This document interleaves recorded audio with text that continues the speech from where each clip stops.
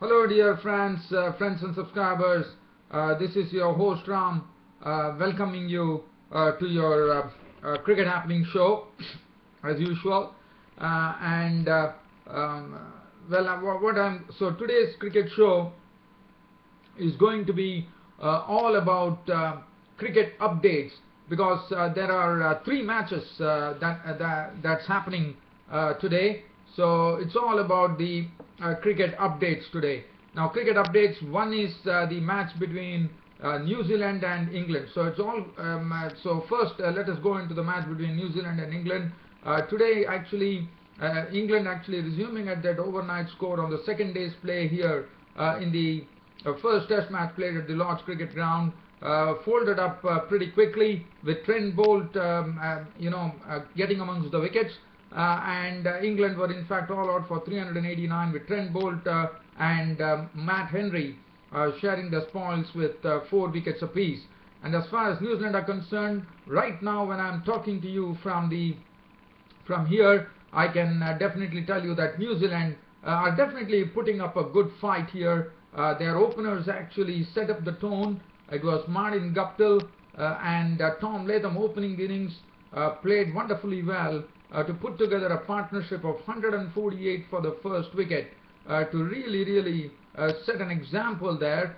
And but Martin Guptill and Latham were dismissed in succession, in quick succession I would say, because at the same score of 148, in fact New Zealand lost both the wickets.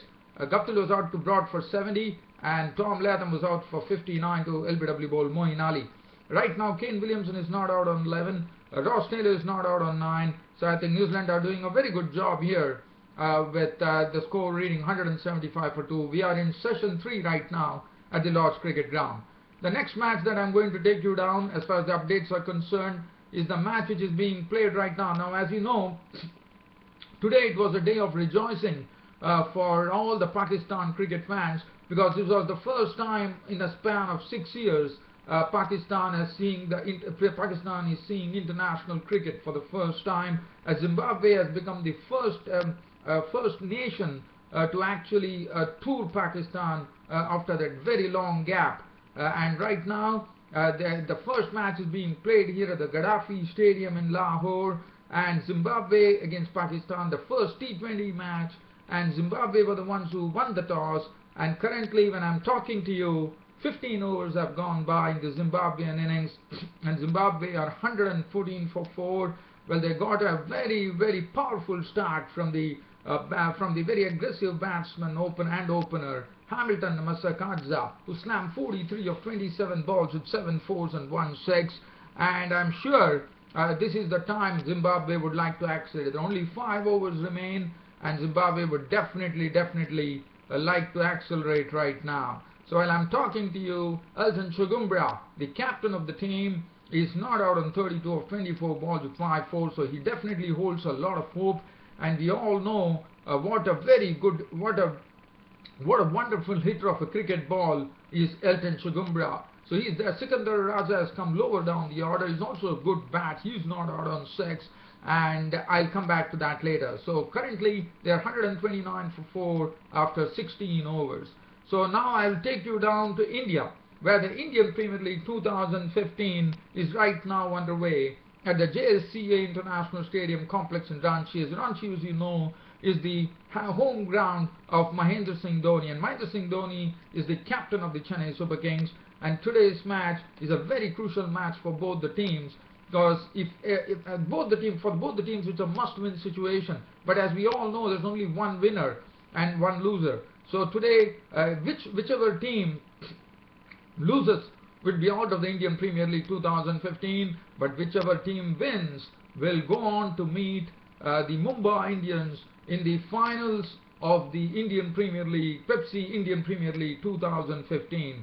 So while I'm talking to you here on this particular match here, Chennai Super Kings were the ones who actually won the toss, but they ran into some serious, in fact Chennai Super Kings won the toss, and after probably Mahendra Singh Dhoni knowing a lot about this home pitch that is Ranchi, decided to insert the RCB, and RCB currently are not doing well. As 10 overs have gone by, the Chennai Super Kings bowlers have absolutely on the money. In fact, Ashish Nehra was the one who dealt them a double blow by first picking up the wicket of Virat Kohli. Virat Kohli was out to a very, very loose delivery. He tried to actually flick Ashish Nehra, and it was the catch was pouched by Sharma for 12 of 9 balls, 1 4 and 1 6. And AB de Villiers in the same over was a goner, as Nehra actually had him LBW when AB de Villiers went on to the back foot.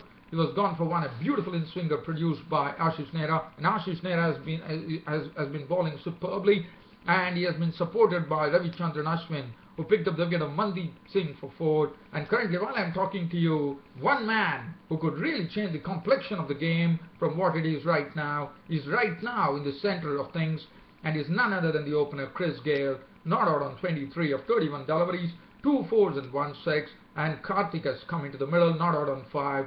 But Royal Challengers Bangalore are really struggling here at 46 for 3 after 10 overs, after losing the toss against the Chennai Super Kings. And so now I'm going to, as I said, today it's all about a cricket update. Tomorrow when I get time, I will come and I will talk to you about all these 3 matches. But right now I'm also going to tell you what happened in the case against England, where England at the Lord's Cricket Ground faltered. They were 354, as you know, overnight for 7. Butler was out at the last ball of the day yesterday, as you would remember. Today Moeen Ali was the hope, but Moeen Ali perished. He was out for 58 with 9 4s, and then Bolt was the one who picked up the wicket of Stuart Broad, who continued to struggle with the bat here. He was out for 3. Mark Wood on his debut was not out on 8 of 14 balls with 1 4, and James Anderson was scalped. His wicket was scalped by Henry for 11. Trent Bolt, as I said, 29 overs, 6 made and 79 runs and 4 wickets, bowled superbly. Matt Henry, excellent bowling, 24 on his test debut, 24.5 overs, 3 maidens, 4 for 93, his returns. Tim Southee, 24 overs, 1 maiden, 1 for 104. Mark Craig, 18 overs, 2 maidens, 1 for 77. And Corey Anderson, 5 overs, 1 maiden, 1 for 14. So as far as New Zealand are concerned, as I said, they got a very, very good start from their openers, Martin Gupton Latham and Anderson and Broad. I have to say that they couldn't find any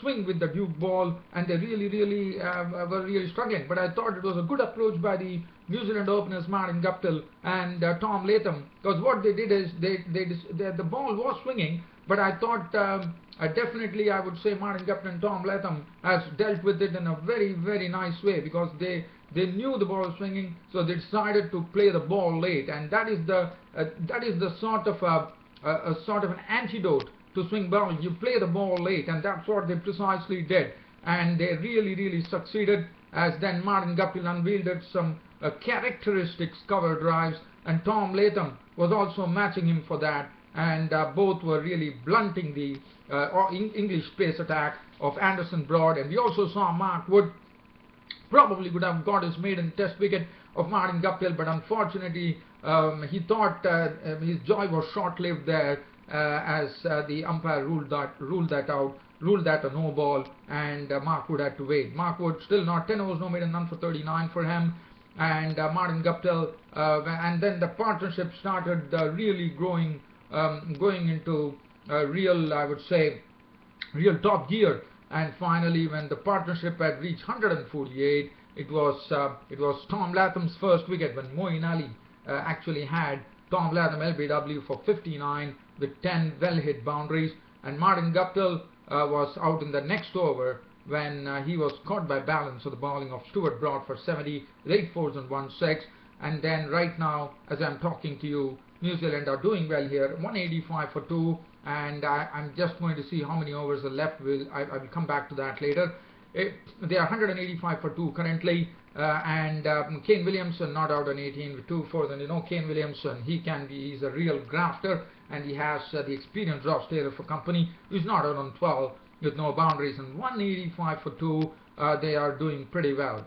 I'm not going to go into the bowling figures, the only wicket takers being Broad and Moeen Ali. Other than Anderson and Broad have not been able to hit their straps. I mean, I would say I thought the New Zealand bowlers have really used the Duke ball to good effect, swinging the ball to good effect, but I'm sorry to say that these English bowlers have not been able to extract any swing. I mean, they have been extracting swing, but I thought the the New Zealand batsmen are showing better technique than the Englishmen here.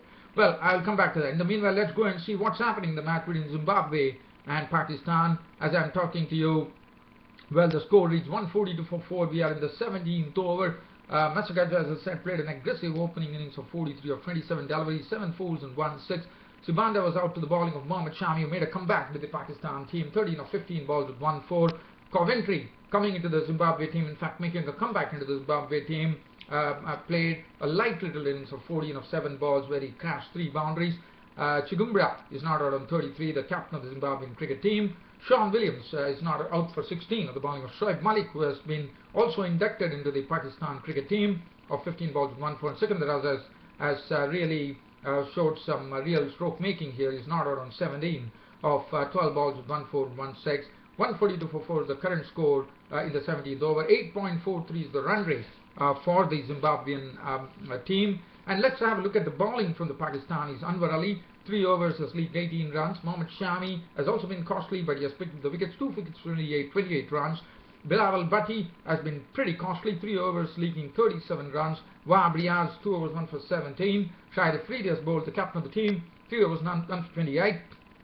Shoaib Malik, 3 overs, no maiden, 1 for 12. So Zimbabwe, this is the live update coming in from as far as Zimbabwe and Pakistan are concerned. I've already given you the update on the New Zealand-England match. Let's have a look at finally, before I leave this cricket happening show on this, probably we'll say a cricket update show today from your host Ram here. Chennai Super Kings have moved the score on to 52. As I said, Virat Kohli, de Villiers capped by an era. Gale is there, so he's the big hope for them. And as long as Gale is there, Chennai Super Kings, RCB can really put up a good score on the board. Karthik is not out on 7. Ashish Nehra 2 for 18, 1 for 13 for Ravichandran Ashwin. And well, dear fans and subscribers, unfortunately, with this live cricket update from all these 3 matches, your host Ram is about to leave this cricket show. As I said, until cricket becomes a real-time profession for me, I don't mind doing it from my studios. I can talk on each and every match, and also it becomes a paid profession for me. But unfortunately, that's not the case right now. So definitely, dear fans and subscribers, as you all know, I do it for passion.